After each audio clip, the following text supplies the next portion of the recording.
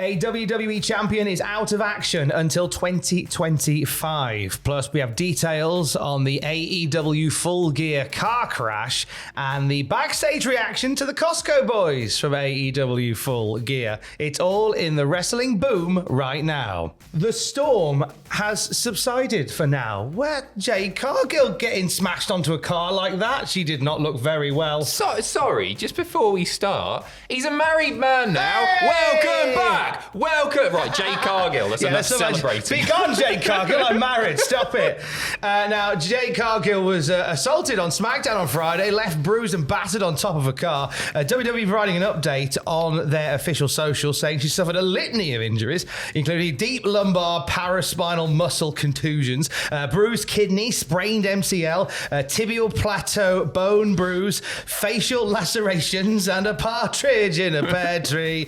No timetable for Jade Cargill's return, according to WWE socials. The Observer have given us a few more deets, haven't they? Saying we did get confirmation that Cargill is injured, but the severity wasn't known internally past those involved in creative. It will be a minimum of 3 months out, maybe longer, which is why they released the story of such severe injuries. So those injuries aren't necessarily what she's got, obviously, but she is hurt. She is going to be out for 3 months, possibly longer. It's a bit of a shocker, this one. I'm interested in the storyline ramifications of this, because I did notice, as you may have done as well, that when Bianca saw that Jade was hurt, she hesitated a little bit, didn't she? She was like, oh, do I go? And then she pegged it back to help her mate.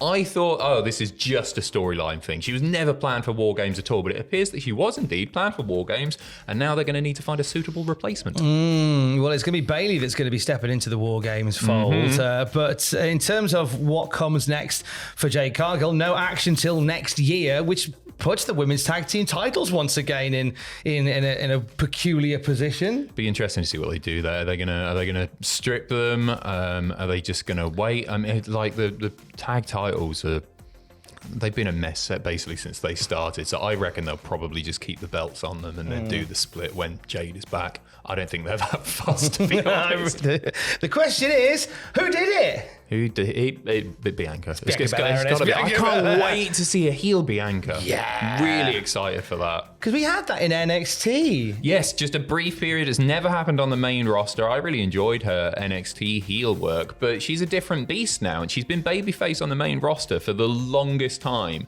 I think she's going to be proper vicious and nasty. And if it is Bianca who attacked Jade, then what a way to kick things off. Salivating. Now, we'll keep an eye on that one, of course. Now, meanwhile, over in AEW, last night on YouTube, we had the selection special for AEW's Continental Classic. All the entrants for this year's block-based tournament have been revealed. Who's in the Blue League, Adam? Blue League, Continental Champion, Kazuchika Okada, Kyle Fletcher, the TNT Champion, Daniel Garcia, the Beast Mortos, Mark Briscoe, and Shelton Benjamin. Meanwhile, in the gold, Will Ospreay, Juice Robinson, Brody King, Ricochet, Keisha's Lorraine, AEW Trios Champion Claudio Castagnoli, Bon, and Darby Allin. This year's Classic gets underway this Wednesday on Dynamite. Okada looking to defend the Continental title throughout the Continental Classic tournament, but that's going to be some spicy competition for him in amongst there. Some lovely dream matches in amongst these as well. there's some really good stuff there. I really hope Shelton does well in this.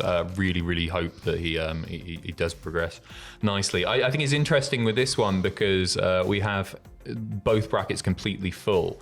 However, there are reports circulating that they are going to be debuting Speedball in this. Mike Bailey is going to be coming in. So it'll be interesting to see if this does go ahead or one of these people, and I think we're about to talk about him, potentially gets taken out and replaced by Speedball Mike Bailey. For me, I think given what happened at the end of the pay-per-view on Saturday night, I don't think Darby's going to make it too far into this at all, if at all. So I reckon Darby might get taken out and replaced by Speedball.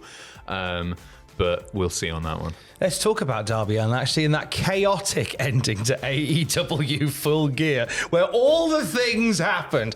We saw action from like Hangman Page, Christian Cage, Jay White. We saw Darby Allin in the mix with the Death Riders at the end of the Moxley Orange Cassidy match. It was just chaos that concluded with Darby Allin's car getting completely T-boned into John Moxley's truck, and the Death Riders had to steal a car to leg it. Fightful Select give a little bit of insight right behind this, and this will not surprise you, Adam. No. But they didn't use a stunt person for that spot with Darby Allin crashing the car into Jon Moxley's truck. It was, in fact, Darby Allin driving his own car. Absolutely nuts. You see when he gets out of the car, he's staggering about. And at the beginning, I thought, oh, okay, that's good, cool. Like, Kate, obviously, he's just crashed the car. Sure, or a stunt person has crashed the car. So he's staggering about. And then, like, he was struggling to get on the bonnet as well. And I was like, oh, this isn't quite right. I don't know if he's concussed off the back of... Darby Allin is a nutter. An absolute nutter. Just a bit. I'm not sure it's the most sensible thing for AEW to allow him to do that. Of course, Darby Allin went, yeah, I'll do that because he's Darby Allin and he's not all there. But I'm not sure it's the most sensible thing. I know he's crazy and he does all these crazy bumps, but crashing a car, and it went at some speed as well, and they didn't half-arse it at all. PW Insider adding to this, the angles at the end of Jon Moxley versus Orange Cassidy was designed to showcase how many challengers are chasing the AEW title between Hangman Page, Christian Cage, Darby Allin, and Jay White.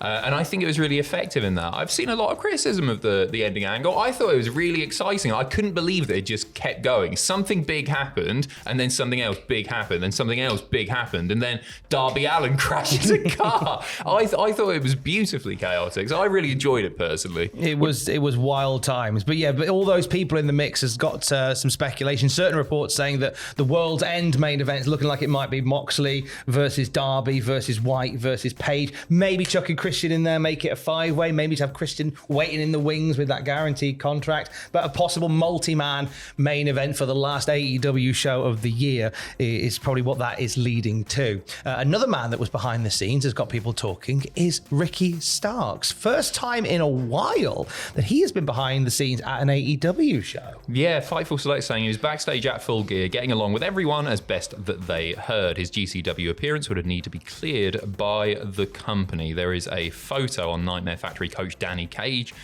with Ricky hanging out backstage. This follows reports, of course, that there had barely been any contact between them as well. So interested to hear him back. I'd like to see him on TV again. It's a curious one, isn't it? I don't know what to make of it. I'm sure one day we'll find out exactly what has gone on in this span of time between Ricky Starks and AEW. A guy that talented, you can't find anything for him, or there's some disambiguation of what's happened. We don't know, but we're good to see Ricky finally getting back into the mix, as we said there. He made a surprise appearance at GCW Dream On. This was the show that featured Kurt Angle putting the ankle lock on Blue Cane. It was a hell of a time. Wrestling's weird, isn't it? Wrestling's great. Really weird. That's a great time. Sure. But I hope that this leads to Ricky Starks appearing on AEW TV as well. That long overdue. We did see on AEW TV over the weekend the Costco Boys, Big Boom AJ, Big Justice, and the Rizzler were. Right, shut up, right? How can you deny that they were absolute stars? Absolutely killed it. They killed it. They absolutely killed it. Exactly what the match needed to be, exactly what we thought we would get from the match. It was just silly panto. And to me, because obviously like a lot of people have slagged this off because they don't like influencers or celebrities coming in, despite the fact that like popular mainstream North American wrestling was very much built on celebrity influence. If you want to have a go at the Costco guys, have a go at bloody Cyndi Lauper too. Have a go at Andy Kaufman. And the views have been absolutely incredible for this. It's the third most watched clip in all of professional wrestling this year, which is crazy. But also on a more kind of human level, I think it's really nice that this middle-aged dad got to share a moment with his son and some kid they barely know. I thought it was actually really, really touching, because this stuff, it's so temporary. We're not going to be talking about the Costco guys in a year or two, are we? Unfortunately, if we're honest.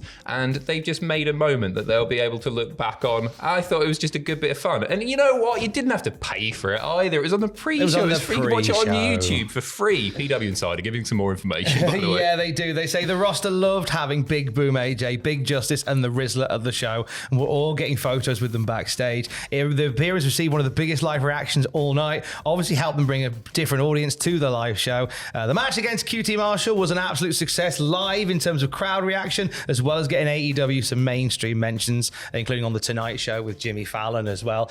I think like the fans in the arena loved it, the talent backstage loved it, and I genuinely think if you didn't enjoy it even in the slightest, even in an ironic sense, and I just think you don't like fun. Or like, even I'm not saying that you have to love it. And if we saw it every week, because there were some conversations about, they'll get signed. I think, no, you can't do this every week. You can't do this every week.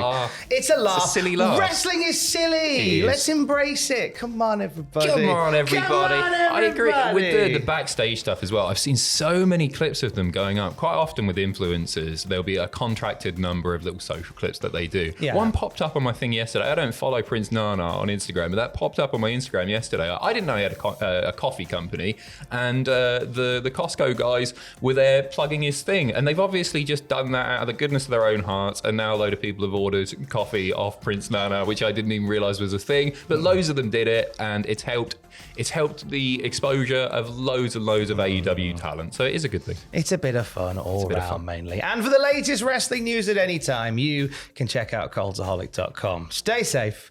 Love you. Bye.